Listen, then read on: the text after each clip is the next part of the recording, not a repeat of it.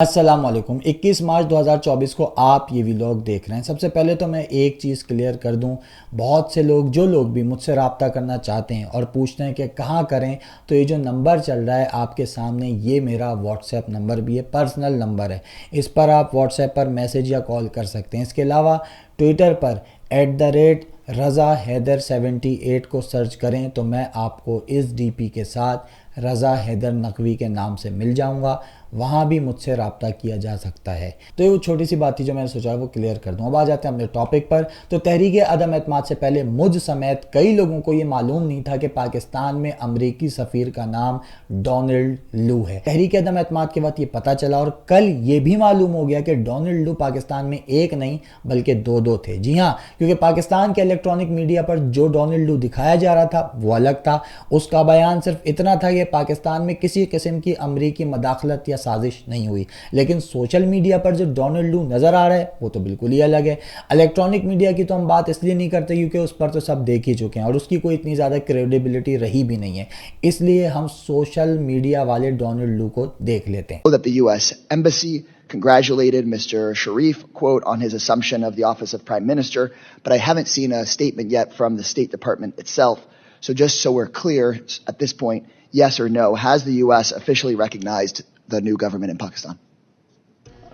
Representative Kesar, I would like to answer with yes or no. The actual answer is a little more complicated, if you'll allow me. The government of the United States, we don't actually go around recognizing or withholding recognition of new governments. That's not something we do anywhere around the world. I appreciate that. And so in other cases, for example, in the case of Venezuela or some other countries where the State Department has spoken out very clearly about election rigging, and we can talk about separately about how it is that we treat those governments or treat those countries, but it seems that when we have had allegations of election rigging, that we've spoken out much more clearly than in this case. And I would urge that we continue to speak with the level of moral clarity that we have in other situations. یہ امریکی کانگریس کا ممبر rape کیسر تھا جس نے Donald لو کی کتے والی کرتے ہوئے کہا کہ امریکی اسٹیٹ ڈپارٹمنٹ کا پاکستانی اور وینیزویلا میں ہونے والے الیکشن پر الگ الگ موقف کیوں ہے۔ ایک ملک میں تم لوگ کہتے ہو کہ الیکشن ٹھیک نہیں ہوا، وہاں پر مداخلت ہوئی ہے، ریگنگ ہوئی ہے، جبکہ دوسرے ملک کی دھاندلی اور مینڈیٹ پر ڈاکہ تم لوگ نظر انداز کر دیتے ہو۔ اس نے اپنی امریکی حکومت کو بڑا صحیح سے ڈونلڈ لو کو ننگا کیا، جس پر ہال جو تھا وہ تالیوں سے گونج اٹھا۔ اس کے بعد لو کی تشریف پر مزید لو لگائی گئی، یہ کہہ کر کہ امریکی سفیر کو عمران خان سے جیل میں بھی ملاقات کرنی چاہیے تھی۔ Do we have faith that Imran Khan has not been the victim of selective prosecution? Or is it apparent that he has been? Sir, following the rioting on May 9th, the day Imran Khan was arrested, the United States government has raised our concerns about the mass detention of members of the opposition, to include the PTI. We have raised concerns about the use of military courts. If I can interrupt, there's one thing you need to do. The American ambassador needs to visit Imran Khan in prison and make sure that he lives to tell the tale of how he was wrongfully imprisoned through selective prosecution. I yield back. اس کے بعد Donald لو نے باقاعدہ کھلے الفاظ میں یہ مطالبہ کیا کہ پاکستان میں الیکشن کے دن جو گند کیا گیا، انٹرنیٹ بند ہوا، صحافیوں کو کوریج سے روکا گیا، کئی جگہوں پر دھاندلی کی شکایات آئیں، انسانی حقوق کی خلاف ورزی کی گئی، امریکہ ان سب کی مذمت کرتا ہے اور شفاف تحقیقات کا مطالبہ کرتا ہے۔ I was a junior officer in Peshawar, Pakistan 31 years ago. I got to see a Pakistani election up close. I got to see the irregularities in that election, but also the courage of the Pakistani people to come out and vote despite threats of intimidation and threats of violence. If you'll allow me today, I propose to say a few words about where the election on February 8th fell short, where we saw positive elements, and what lies ahead for U.S. policy in Pakistan. The day after the elections, the State Department issued a clear statement. We noted undue restrictions on the freedoms of expression, association, and peaceful assembly. We condemned the electoral violence and restrictions on human rights and fundamental freedoms. We condemned attacks on media workers and restrictions on the access to the internet and telecom services. and we expressed concern about allegations of interference in the electoral process and stated that claims of interference and fraud should be fully investigated. अच्छा, ये meeting थी cipher पर कि पाकिस्तान के अंदर Donald लू ने cipher के ज़रिए इमरान खान की हुकूमत गिराई या नहीं, जिस पर डोनाल्ड लू ने कहा जी मैं यकीन से कह सकता हूँ, दावे से कह सकता हूँ कि हमारी तरफ से कोई मदाखलत नहीं की गई। और उसके फ़ौरन बाद डोनाल्ड लू ने खुले आम वहीं बैठे बैठे इंटरनेशनल मीडिया के सामने खुद पाकिस्तान के अंदरूनी मामलात में मदाखलत की कोशिश की। Sir, we have warned them about our red lines, legislative, but also in terms of how we cooperate with Pakistan. If they get into bed with Iran, it'll be very serious for our relationship. Okay. अब कौन सा जमहूरी मुल्क किसी दूसरे जमहूरी मुल्क को ये गाइड करता है कि अगर अपनी मईशत मुस्तहकम करने के लिए किसी दूसरे मुल्क के साथ कोई मुआहदा किया तो उसके असरात अच्छे नहीं पड़ेंगे हमारे ताल्लुकात पर। अमेरिका का सबसे बड़ा इत्तेहादी इस वक्त भारत है और भारत ने हाल ही में रूस के साथ कई मुआहदे किए हैं। क्या अमेरिका ने उसको रोका? क्या अमेरिका ने भारत पर कोई कदगन लगाई कि अगर उसने रूस के साथ कोई मुआहदा किया तो उसका असर भारत और अमेरिका ताल्लुकात पर पड़ेगा, या अमेरिका वहाँ पर कोई सरमायाकारी नहीं करेगा, या अमेरिका भारत को कोई इमदाद देना बंद कर देगा? बिल्कुल नहीं। भारत अपने अवाम को रूस से सस्ता तेल लेकर बेच रहा है, ईरान के साथ तिजारत बढ़ा रहा है, चीन के साथ भारत का एक बहुत ही बड़ा तिजारती ताल्लुक़ और रिश्ता है। लेकिन पाकिस्तान के मामले में ऐसा नहीं है। पाकिस्तान के मामले में तो सूरत हाल ही बिल्कुल मुख्तलिफ है। ये देखिए, ये हमारे न्यूज़पेपर की एक हेडलाइन है कि सी पैक के लिए किसी भी किस्म के फंड्स नहीं रखे जाएंगे। मेरे भाई, इसे मदाखलत नहीं तो और क्या कहें। अब आपको क्या लगता है कि अमेरिका किसी गली के बदमाश की तरह धमकियां देगा कि अगर पाकिस्तान ने ऐसा किया तो हम शहबाज शरीफ को सरेआम नंगा कर देंगे, या अगर पाकिस्तान ने ईरान के साथ गैस पाइपलाइन पर काम किया तो हम उन्हीं गैस के पाइप पर नवाज शरीफ को फिट कर देंगे और फिर वो रोज़ाना सुबह शाम मुंह से आग निकाला करेगा? ऐसा नहीं होता। ये धमकियां ऐसे ही नरम अंदाज में दी जाती हैं जिनके नताइज बहुत सख्त होते हैं। तो डोनाल्ड लू का झूठ भी पकड़ा गया और वो नंगा भी हो गया। जो लोग वहाँ मौजूद थे उन्होंने भी डोनाल्ड लू को नंगा करने में पूरा पूरा किरदार अदा किया।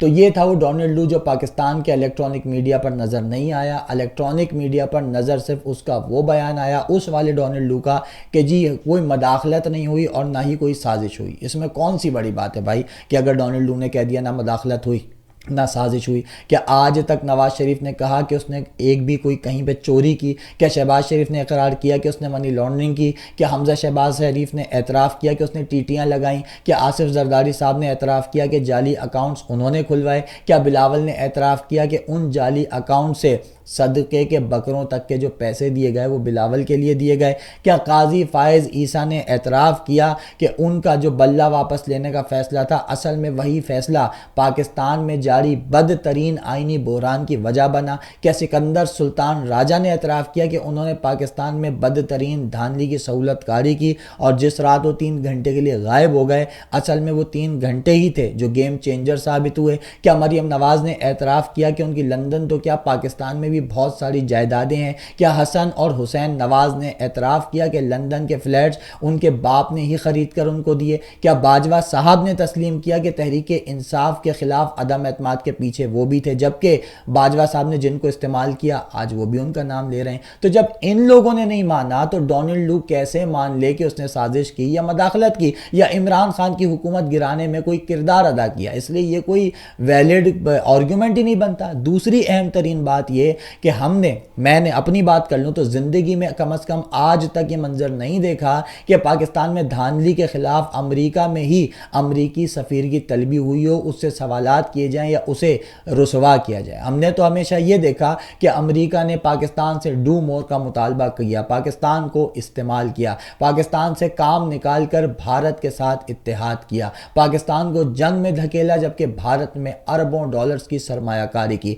रेमंड डेविस ने दिन दहाड़े खुलेआम पाकिस्तान में 2 लोग मार दिए, लेकिन अमेरिका ने उससे सवाल तक ना करने दिया पाकिस्तान की किसी अदालत को। सलाला एयर बेस पर हमला करके हमारे जवानों को शहीद किया, ड्रोन हमले करके पाकिस्तान के शहरी मारे, लेकिन अमेरिका से कोई सवाल आज तक نہ کر سکا. وجہ ہمارے غلام در غلام حکمران. لیکن آج پہلی بار جیل میں بیٹھے ایک شخص نے امریکہ کو اتنا مجبور کر دیا, اتنا شرمندہ کر دیا, اس پر اتنا دباؤ بڑھا دیا کہ امریکی سفیر کو امریکہ میں ہی پیش ہو کر اپنی صفائیاں دینا پڑیں. تو سب سے بڑی کامیابی اس قوم کی یہی ہے, اور اس کو فیل کریں, سیلیبریٹ کریں. اور یہ وہی شخص کر سکتا ہے جو اپنے نظریے اور اصولوں کا پکا, اور اسی نظریے اور اصولوں کی وجہ سے عوام میں اتنا مقبول ہو کہ اس کے مخالفین بھی اس بات کا اعتراف کریں. نواز شریف صاحب کو یہ دکھ ہے اور ان کو یہ ریئلائزیشن ہے کہ ان کی تمام تر سیاسی اور ذاتی قربانیوں کے باوجود 2024 8 فروری کو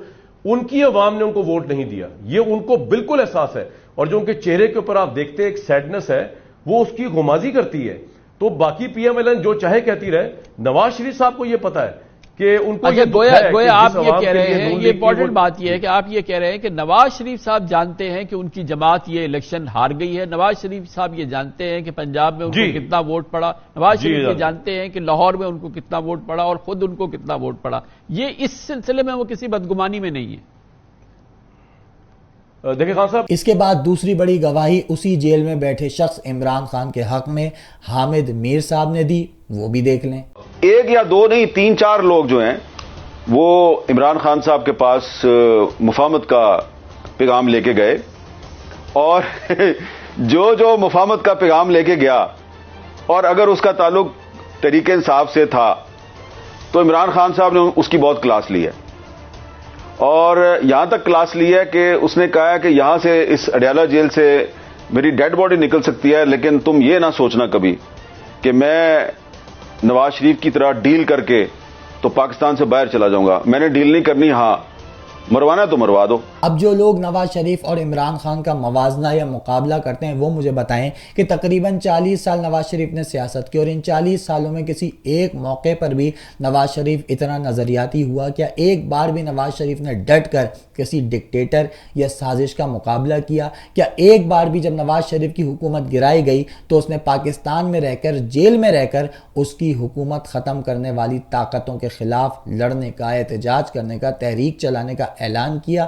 کیا کبھی ایک بار بھی نواز شریف نے اپنی ضمانت اور بریت سے انکار کیا؟ کیا ایک بار بھی نواز شریف نے صدارتی محل کا راستہ استعمال کرنے سے انکار کرتے ہوئے بری ہونے سے انکار کیا کہ جی نہیں, مجھے کوئی ضرورت نہیں اس طرح سے باہر نکالنے کی؟ بالکل نہیں. نواز شریف پر جب مشکل وقت آیا وہ باہر بھاگا. نواز شریف کو جیسے ہی اقتدار کی لالچ ملی اس نے فوراً نظریہ تبدیل کیا. نواز شریف نے ہمیشہ حکومت کو اصولوں پر ترجیح دی. نواز شریف نے کبھی بھی اپنے عوام کے ساتھ جمہوریت کے لیے کوئی جنگ نہیں لڑی, بلکہ نواز شریف ہمیشہ ڈیلوں اور ڈھیلوں کا محتاج رہا. انہی کی وجہ سے حکومت میں آیا. جبکہ عمران خان نے ہر قسم کے ریلیف سے انکار کیا. عارف الوی نے کہا کہ میں صدارتی اختیارات استعمال کرتے ہوئے آپ کو معافی دلوا دیتا ہوں, تو اس نے انکار کیا. اس کے پاس کئی لوگ گئے, بقول حامد میر آپ نے سنا, اس کے اپنے لوگ بھی گئے کہ بھائی تم ڈیل کر لو, مذاکرات کر لو, خاموش ہو جاؤ, اس نے انکار کیا. عمران خان پر جان لیوا حملہ ہو گیا. کیا نواز شریف پہ 40 سال میں کبھی ہوا؟ لیکن عمران خان پر ہوا. اس کے باوجود اس نے اپنا ملک اور لوگوں کو چھوڑنے سے انکار کیا. تو یہ ہوتا ہے لیڈر, یہ ہوتا ہے وہ حقیقی ویژن.